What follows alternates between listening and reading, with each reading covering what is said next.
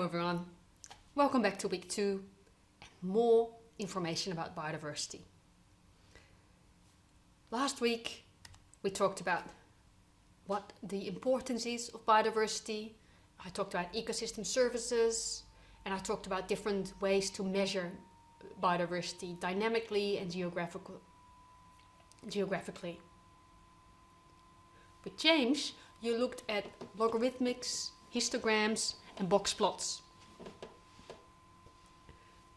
Today I'm going to continue my talk about measuring biodiversity and show you several biodiversity indices that I used in ecological sciences. And I'm going to show you several trends in diversity using birds as an example. And I'll apply those graphs and ways to represent data that James talked about. So there's different types of biodiversity that we can measure. We can look at genetic biodiversity, so that is different genes within one species, taxonomic biodiversity, or ecosystem diversity. Most of the measures that I'm going to talk about is going to look at metrics that measure biodiversity on a species level, so more taxonomic. And I'll talk about two indices that people have used. The first one is just species richness, which is simply the number of different species in an ecosystem. Not much to explain there, eh? The other one is the Shannon-Wiener index, which looks at the number of species, but also at the evenness of those species, the distribution.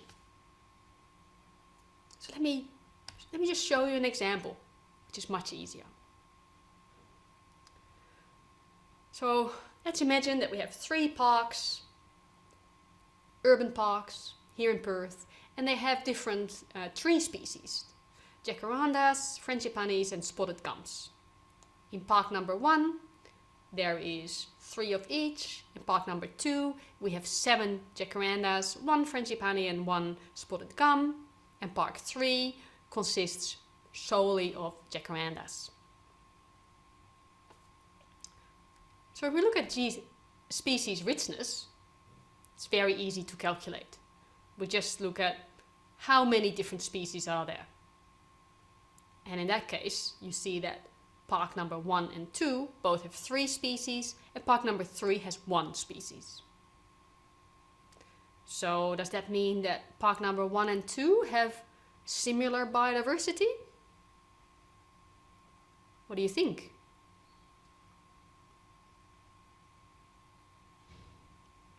You might say, nah, park 2 has a lower biodiversity because it has a high proportion of jacarandas and not so many frangipanis and spotted gums. That is what the Shannon-Wiener index looks at. The evenness, the distribution of species within an ecosystem. So it considers whether there's been a reduction in some of the species and a change in the evenness, the distribution. So the Shannon-Wiener index is calculated as the negative sum of the species proportion times the log of species proportion. And I'll walk you through that. Why would we take the logs? Well, usually you take logs to, let me just go back here. If there are very high numbers, and we take the logs to reduce that potentially nearly infinite number of species to a more manageable number. And in this case we use the natural log, the ln. We take the negative because the pi is a proportion with a minimum value of 0 or approaching 0 and maximum value of 1. And we need to reduce the sign because the log of a value between 0 and 1 is a negative number. So I can show you why we take logs. So let's look at the diversity in world species. So I found this graph. You get all the different type of species, mammals, bacteria, birds, and on the vertical axis and the horizontal axis you see the number. And insects far outweigh the different types of the other types of species. We mammals are very much in the minority. And how do we compare hundreds of species compared to millions of species?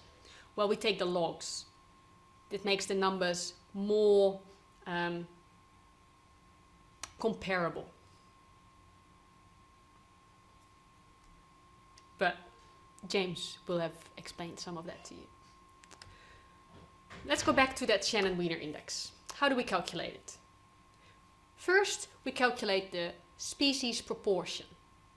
So what is the proportion of one species compared to all individuals in an ecosystem? So that's PY. Number of individuals of a certain species compared to all the individuals in an ecosystem. And what we then do is we add up.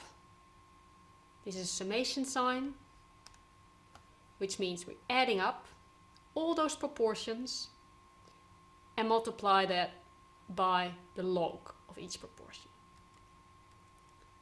So we're summing from species number 1 to total number of species, which I called R. And in our previous example, we had 3 different species.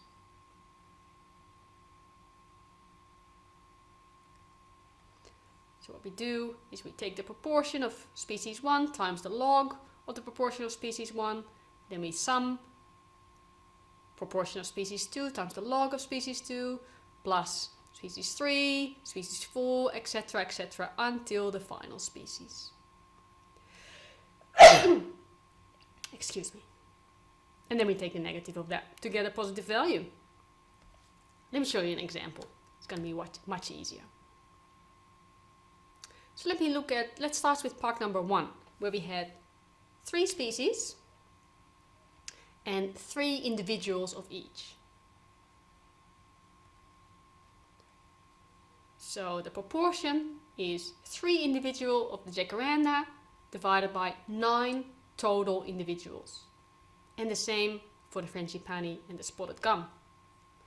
And what you then do is you just plug it into the formula, add them up, and get a value of the Shannon-Wiener index of 1.099.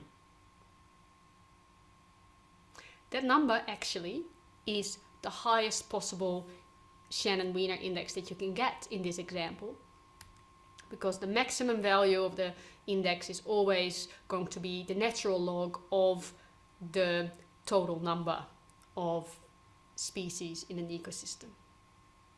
So the maximum will change for different ecosystems depending on the number of species that exist. In the other park,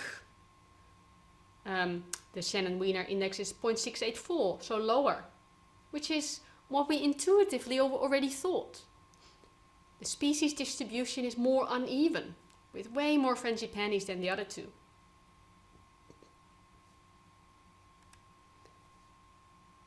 The third park only had 1 species, only the frangipani and 0 of the other ones. I'm going to leave this with you, and you can calculate what the Shannon-Wiener index is for this national park or for this urban park, this example, with only 1 species out of a total of 3. And I'll be back with you once you've calculated that.